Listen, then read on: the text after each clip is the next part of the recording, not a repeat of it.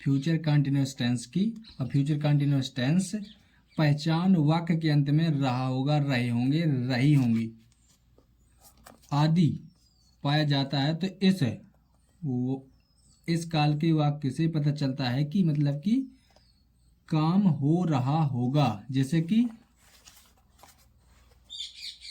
पारुल गाना गा रही होगी, तो ये मतलब कि पता चल रहा है कि मतलब कि काम हो रहा होगा। सालू पुस्तक पढ़ रही होगी, लड़के मैच खेल रहे होंगे इत्यादि। नियम है इसमें कि आई और बी के साथ शैल बी यानी कि शैल बी लगाकर बाकी सभी के मतलब ही, सी, इट, यू, दे एक वचन या बहुवचन के साथ विल बी लगाते हैं। और मतलब कि लगाकर वर्ब की पहली अवस्था यानी कि कौन सी फॉर्म लगाएंगे, तो इसकी पहली फॉर्म यानी कि क्रिया के 3 रूप होते हैं, चौथा रूप भी होता है आईएनजी वाला, तो इसमें आईएनजी वाला लगना है। पहला रूप लगाया और आईएनजी लगा देंगे, के साथ आईएनजी लगाई जाती है। जैसे मैं पत्र लिख रहा होऊंगा यानी कि आई फिर प्लस लिखेंगे शैल बी, क्योंकि आई और बी के साथ में शैल लगाते हैं। इसके बाद हो जाएगा राइट, इसमें आईएनजी जोड़ेंगे फिर ए लेटर लिखेंगे, तो इसका पूरा मतलब कि बन के ये निकल आएगा। इसमें बनने के बाद ये हो जाएगा I shall be writing a letter. और नकारात्मक वाक्यों में विल बी शैल बी के मध्य मतलब क्या होता है कि मतलब सब्जेक्ट आ जाता है।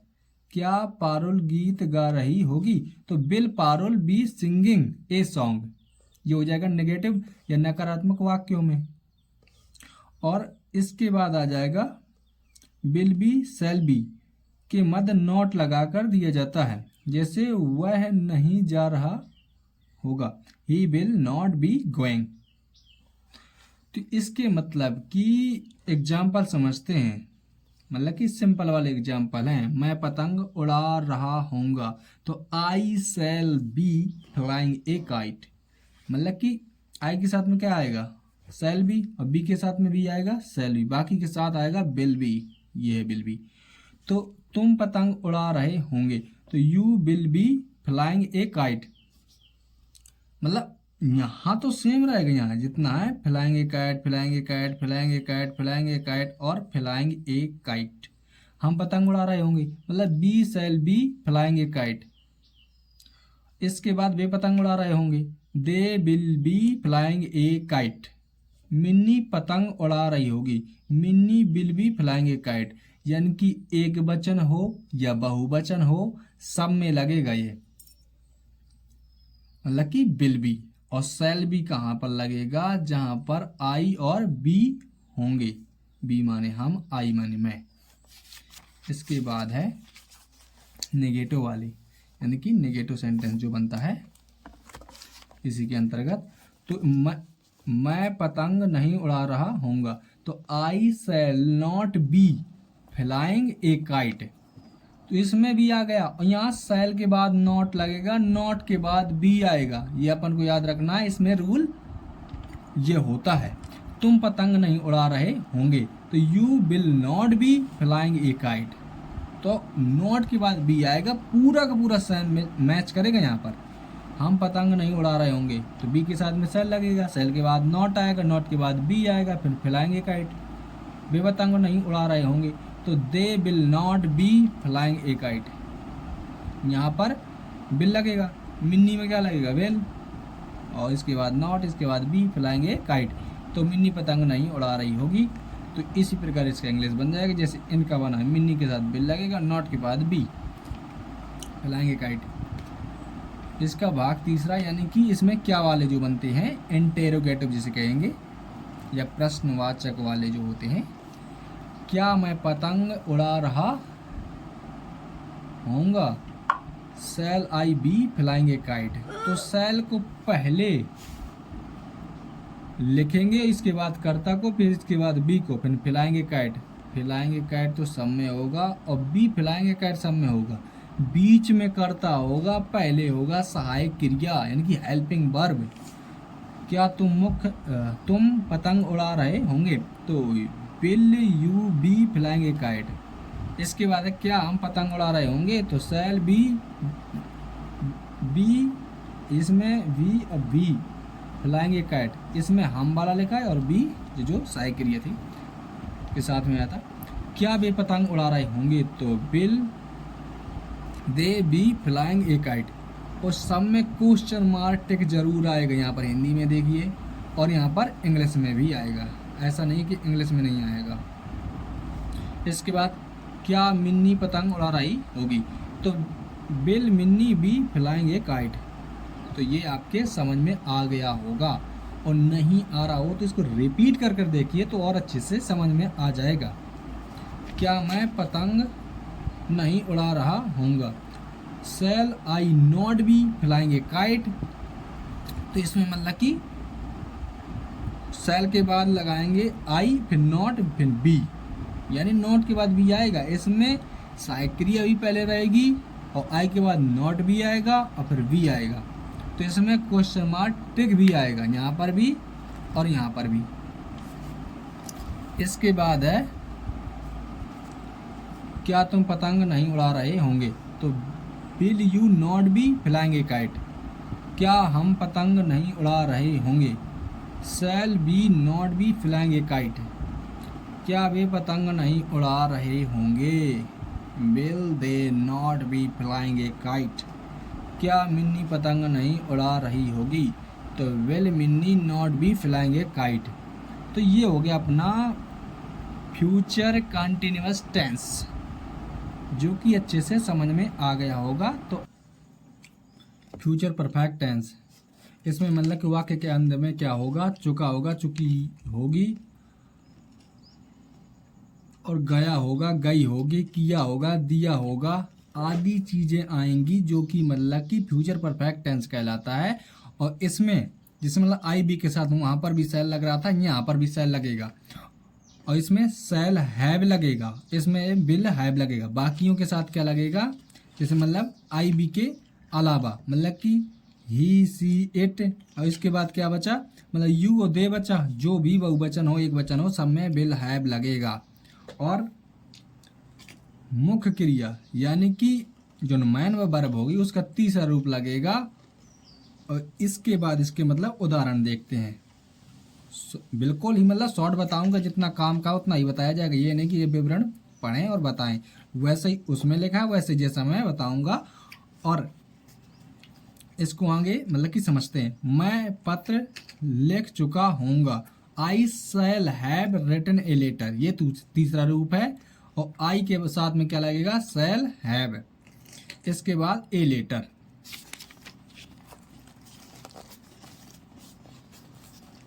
तुम पत्र लिख चुके होंगे, you will have written a letter. तो इसमें मतलब कि पूरा का पूरा क्लियर हो गया। इसमें विल हैव लगेगा, इसमें तीसरा रूप लगेगा, और सब में रिटन आएगा, रिटन रिटन रिटन रिटन। तो हम पत्र लिख चुके हैं, तो हम में क्या आ जाएगा, शैल हैव और रिटन ए लेटर। और वे पत्र लिख चुके हैं तो इसमें क्या आ जाएगा, वे पत्र लिख चुके हैं, दे विल हैव, इसमें रिटन ए लेटर, ये हो जाएगा क्योंकि विल हैव लगेगा। आई बी के साथ में शैल लगेगा, शैल के साथ में जो होगा वो लगेगा हैव। यहाँ पर हैव है तो हैव, वहाँ पर बी था तो बी लग रहा था, और बी नहीं होगा तो नॉर्मल शैल लगेगा, और एक में तो हैव बीन वाला आएगा अभी। तो मिन्नी पत्र लिख चुकी होगी, तो Minni will have written a letter. तो इसी के साथ नॉट वाला लिखते हैं, और नॉट कहाँ लगेगा ये फोकस करना है आपको। नॉट हैव के पहले लगेगा, ये पर ध्यान देना, बाकी एक जैसा क्वेश्चन है। मैं पत्र नहीं लिख चुका होऊंगा, तो आई शैल, शैल के बाद नॉट लगेगा ना कि हैव लगेगा, ये अपन को गौर करना है। रिटन ए लेटर, ऐसे इसमें हो जाएगा, you will not have written a letter. यहाँ पर मतलब नॉट लगता जाएगा, जितने में यहाँ पर नॉट नहीं था, सिंपल था, यहाँ पर ओनली नॉट आया। यहाँ पर देख लीजिए, you will have written a letter, तो you will not have written a letter. तो इसमें मतलब कि वैसा ही इसमें विल और हैव के बीच में नॉट आता जा रहा है सब में। तो ये क्लियर हो गया होगा आपको। हम पत्र नहीं लिख चुके होंगे, और इसमें तुम पत्र नहीं लिख चुके, हम के लिए बी में सेल लगेगा, सेल के बाद नॉट आएगा, नॉट के बाद हैव आएगा, हैव के बाद तीसरा रूप रिटन ए लेटर। फिर यहाँ दे है, बे है तो दे आ जाएगा, will not have written a letter, वे पत्र नहीं लिख चुके हैं। मिन्नी पत्र नहीं लिख चुकी होगी तो Minni will not have written a letter. इसके बाद तीसरा हो जाएगा जिसमें क्या आएगा, ये भी पहले वाले से मैच करेगा। क्यों? क्योंकि इसमें क्या लिखा था यहाँ पर, तुम पत्र लिख चुके होंगे, और यहाँ पर हो जाएगा क्या, तुम पत्र लिख चुके होंगे, तो will you have written a letter, तो इसमें क्या हो जाएगा, बिल पहले आ जाएगा। इसमें एक कंडीशन और आ जाती है, जहाँ क्या आ जाता है उसमें क्या आ जाएगा, क्वेश्चन मार्क टिक, चाहे हिंदी हो या इंग्लिश। ये क्लियर हुआ? तो क्या मैं पत्र लिख चुका होऊंगा तो सेल आएगा पहले, इसके बाद I have written a letter question mark tick, तो ये अब shall I have written a letter, तो ये मतलब कि थोड़ा छिप गया होगा तो इसको ध्यान दे लेना। ये हो गया। तो will you have written a letter जैसा यहाँ पर था, तो इसके समझाने के चक्कर में यहाँ थोड़ा सा स्लाइड मिस हो गई होगी, तो मैंने इसलिए दोबारा इसको बोल दिया है। क्या हम पत्र लिख चुके होंगे, shall we have written a letter question mark tick, तो ये वैसा कि वैसा इसमें यहाँ पर होता जाएगा जैसा सिंपल में पढ़ा था। इसमें क्या वाले में सहायक क्रिया पहले लगेगी, और सहायक क्रिया के बाद आएगा इसमें कर्ता, कर्ता के बाद हैव लगेगा। इसकी मशीनरी अपन को समझनी है, जो कि यहाँ पर गलत होता है। क्या वे पत्र लिख चुके होंगे, तो बिल दे हैव, बिल के बाद कर्ता, कर्ता के बाद हैव, और ये प्रोनाउन है, मतलब कि जो संज्ञा के स्थान पर लिखे जाते हैं उन्हें प्रोनाउन कहते हैं। रिटन ए लेटर, जैसे मिन्नी क्या हो जाएगी, तो मिन्नी एक लड़की है, लड़की है तो इसे मतलब संज्ञा बोलेंगे। जैसे मतलब कि पर्सन, प्लेस और थिंग को मतलब क्या कहते थे अपन, संज्ञा। स्थान, वस्तु और व्यक्ति को संज्ञा कहते हैं। तो क्या मिन्नी पत्र लिख चुकी होगी, तो will Minni have written a letter. इसके बाद हो जाएगा इसका लास्ट वाला, मतलब क्या मैं पत्र नहीं लिख चुका होऊंगा, तो सेल आई नॉट, मतलब कि सब्जेक्ट के पास, यानी आई ये सब्जेक्ट यानी कि करता है तो नॉट लगेगा, करता के बाद नॉट, फिर आएगा। ये ध्यान देना है, इसकी मशीनरी समझ जाएंगे तो टेंस बिल्कुल इजी होते हैं, ऐसा कहीं कुछ नहीं है कि ये बहुत कठिन वगैरह होते हैं। तो इसके बाद ऐसे ही है, क्या तुम पत्र नहीं लिख चुके होंगे, तो इसमें दिया हुआ है will you not have written letter, shall लगा था आई था, यहाँ पर बिल लगा यू है। यहाँ पर सेल क्यों आया, क्योंकि आई और बी के साथ ही सेल लगता है। Shall we not have written a letter, तो क्या हम पत्र नहीं लिख चुके होंगे, क्या वे पत्र नहीं लिख चुके होंगे, तो बिल फिर आएगा क्योंकि आई बी के साथ लगता है सेल, बाकी में बिल। तो लेकिन एक बार और बता दें कि जब क्रिया प्रेशर पड़ता है तो फिर बिल लगता है, उसका टेंस एक बना कर बताएंगे, या भी बता देता हूँ कि मैं तुम्हें मार दूंगा, तो उसमें मतलब ऐसे में धमकी टाइप के ये क्वेश्चन होते हैं, या मतलब कि एक निश्चित बात कह दी जाए बहुत ही ज़्यादा फोर्स करके, तब ये मतलब कि बिल का प्रयोग भी आई में हो जाएगा कि आई विल किल यू। तो इसको अपन फोकस से ध्यान दे लेना, इससे मतलब कि क्वेश्चन बन सकते हैं और बनते भी हैं। Will they have not written a letter, तो इसमें भी ऐसे ही लिखा है, क्वेश्चन मार्क टिक भी आएगा, नहीं भी आएगा इस वाले में, क्योंकि ये फ्यूचर का जो मतलब कि लास्ट वाला होता है, जिसमें मतलब कि नेगेटिव एंड इंट्रोगेटिव दोनों के दोनों बनते हैं। इसके बाद आएगा अपना फ्यूचर परफेक्ट कंटिन्यूअस टेंस, इसमें मतलब कि वाक्य के अंत में रहा होगा, रहे होंगे, रही होंगे, तो इसमें कि मतलब कि होता तो कंटिन्यूअस जैसा है, क्योंकि कंटिन्यूअस बाद में जोड़ा है ही है, तो इसमें जो है तो इसमें टाइम दिया रहेगा, और टाइम देने के बावजूद मतलब कि सहायक क्रिया लगेगी सेल हैव बीन और will have been, I we के साथ में लगेगा सेल हैव बीन, और इसके बाद जो भी बचेंगे you, they, he, C, it वगैरह और अन्य भी आएंगे या नाम आएंगे उनके साथ लगेगा मतलब कि विल हैव बीन। उसके बाद मुख्य क्रिया में आईएनजी लगाएंगे, और निश्चित समय के लिए सिंस और अनिश्चित समय के लिए फॉर। अब देखते हैं इसके उदाहरण। मैं प्रथा से ही पौधे को पानी दे रहा हूँगा, I shall have been watering the plant since morning, क्योंकि सुबह की वक्त की बात की, सुबह टाइम ही होती है, तो निश्चित समय था, इस वजह से यहाँ पर सिंस आया है। और शैल हैव बीन ये सहायक क्रिया है, वाटरिंग मतलब कि पानी देना उसकी पौधे को, और दूसरा हो जाएगा तुम की जगह फिर वही, मतलब कि यहाँ पर सेल लगा आई के साथ में और बी के साथ में लगेगा you will have been watering the plant since morning. तो इसमें भी मतलब वही टेंस को मतलब कि दोबारा बनाएगा तुम लिखकर। तो इसमें will have been watering the plant since morning.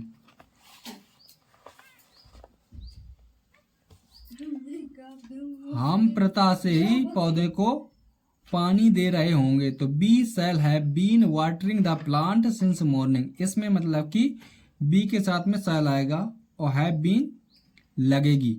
इसमें पूरी साइक्री यहाँ पर इतनी लग रही है। जब नॉट वाला लगेगा तो यहाँ पर फिर बीच में नॉट आएगा शैल के बाद। और बे लगाकर मतलब कि they will have been watering the plant since morning. और इसके बाद मिन्नी 2 घंटे से ही मतलब कि पौधों को पानी दे रही होगी। तो मतलब कि मिन्नी विल हैव बीन और watering the plant for the 2 hours. कैसे 2 आवर्स क्या हो जाएंगे अनिश्चित, तो इसमें 2 लगेगा तो 2 के पहले आ जाएगा 4। और इसमें सिंस इसलिए लग रहा था क्योंकि इसमें निश्चित टाइम था और इसमें 2 घंटे पता नहीं कि दिन के हैं कि रात के हैं कि समय के हैं, सुबह के हैं कि दोपहर के हैं। इसके बाद है दूसरा पार्ट इसका, मैं प्रथा से पौधों को पानी नहीं दे रहा हूँगा। तो इसमें आई सेल के जस्ट बाद नॉट लगेगा, फिर हैव बीन आएगा, watering the plant since morning. इसके बाद मतलब कि आई के साथ में सेल लगा था, सेल के बाद नॉट यहाँ पर लगेगा, हैव बीन बाद ही में आएगा। इसके बाद तुम, तो मतलब you will not have been watering the plant since morning. ये जैसे मतलब कि सेम है, इसमें नॉट वर आएगा ओनली और जस्ट मतलब कि सेम टू सेम है। हम प्रथा से ही पौधों को पानी नहीं दे रहे होंगे तो हम आएगा तो बी माने हम और shall not have been watering the plant since morning. इसके बाद बे प्रथा से ही पौधे को पानी दे रहे होंगे। तो they will not have been और watering the plant since morning. इसके बाद मतलब कि दे में विल आएगा, विल और नॉट लगेगा बीच में, मतलब कि हेल्पिंग वर्ब के बाद में नॉट आएगा। मिन्नी 2 घंटे से पौधों को पानी नहीं दे रही। तो इसमें मतलब कि 2 घंटे अनिश्चित था तो 2 घंटे में आ जाएगा 4 और मिन्नी विल हैव नॉट, मतलब कि यहाँ पर थोड़ा सा मतलब कि मिस्टेक लिखा हुआ है। यहाँ पर थोड़ा सा मतलब कि हैव पहले मतलब कि बाद में आएगा, नॉट पहले आ जाएगा। इसमें यहाँ पर थोड़ी सा मिस्टेकिंग है, मिसप्रिंट हुआ है यहाँ पर। क्या मैं प्रथा से ही पौधे को पानी दे रहा हूँगा। तो ये इसमें क्या वाली मतलब कि इंटेरोगेटिव है, ये नेगेटिव था, वो जो पहले थे तो मतलब सिंपल थे। इसके बाद आएगा negative and interrogative. Shall I have been watering the plant since morning. तो शैल फिर आएगा सब्जेक्ट आई हैव बीन और watering the plant since morning क्योंकि निश्चित समय है। और will you have been watering the plant since morning. तो बिल पहले लगा क्योंकि यू है। इसके बाद आएगा सेल बी कि बी के साथ में सेल लगेगा, have been watering the plant और सिंस मॉर्निंग। इसके बाद है will they have been watering the plant since morning. तो क्या वे प्रथा से ही मतलब कि पौधों को पानी दे रहे होंगे। तो यह हम के लिए हो गया, तुम के लिए, मैं के लिए, मिन्नी के लिए। तो मिन्नी 2 घंटे से पौधों को पानी दे रही होगी। तो will Minni have been watering the plant for 2 hour. तो 4 लगेगा क्योंकि अनिश्चित समय दिया हुआ है यहाँ पे। इसके बाद इसका अंतिम लास्ट मतलब भाग है 4। क्या मैं इसमें आ जाएगा मतलब कि नेगेटिव एंड इंट्रोगेटिव क्योंकि फ्यूचर टेंस का ये लास्ट और लास्ट का लास्ट है। क्या मैं प्रथा से ही पौधों को पानी नहीं दे रहा हूँगा। तो सेल आई नॉट, सब्जेक्ट के बाद तुरंत मतलब कि नॉट लगेगा। ऐसा मतलब कि नॉट वाले में भी हो रहा था यहाँ पर कि दे विल नॉट, मतलब कि सहायक क्रिया के बाद नॉट था, सहायक क्रिया आगे आ गई तो इसमें सहायक क्रिया आगे हो गई, इस वजह से आई के बाद तुरंत नॉट आ रहा है। Have been watering the plant since morning. इसमें मतलब कि will you not have been watering the plant since morning. तो क्या तुम के लिए हो जाएगा, ये हम के लिए, ये वे, ये मिन्नी। तो इसमें सेल बीन सेल लगेगा, इसमें बी के लिए not have been watering the plant since morning. तो यहाँ पर आप पढ़ लोगे इसमें और इसका मतलब कि will the they not have been watering the plant since morning, तो क्या वे प्रातः से ही पौधे को पानी नहीं दे रहे होंगे। तो क्या मिन्नी 2 घंटे से पौधों को पानी दे रही होगी। तो will Minni not have been watering the plant for the 2 hour. तो इसमें मतलब कि क्वेश्चन मार्क टिक आएगा, क्योंकि पहले इसमें क्या आ चुका है, और इसमें भी मतलब कि जिसमें क्या आया था तो इसमें भी क्वेश्चन मार्क टिक आएगा, हिंदी में हो चाहे इंग्लिश में। तो ये हो गए टेंस खत्म, ये फ्यूचर टेंस का अंतिम था।